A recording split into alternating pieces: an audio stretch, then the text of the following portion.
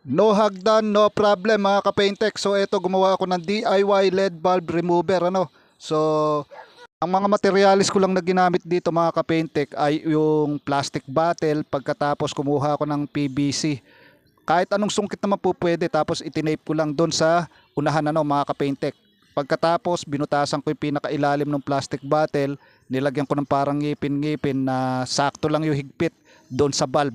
So ayan, para hindi umiikot yung bulb pagka tinanggal at saka pag ikinabit mga ka-Paintex. So ganun lang kadali. So ano pa hanapin nyo, kompleto dito sa channel ko ano mga ka-Paintex. Lahat ng nalalaman ko itinuturo ko sa inyo.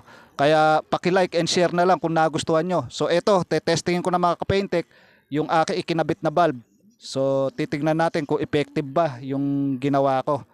So testingin natin, pailawin ko kung iilaw talaga siya no. So ayan, okay.